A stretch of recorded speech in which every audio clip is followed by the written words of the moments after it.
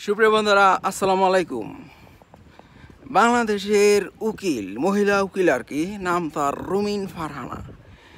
তিনি বলতেছেন যে প্রবাসী বাংলাদেশিদের কোনো কিছুই হবে না যদি বাংলাদেশের মানুষ গণহত্যায় সব মরে যায়। বাংলাদেশের মানুষ পানিতে ডুবে যদি মরে যায় তাহলে প্রবাসী বাংলাদেশিদের কোনো ক্ষতি হবে না, তাদের কিছু যায়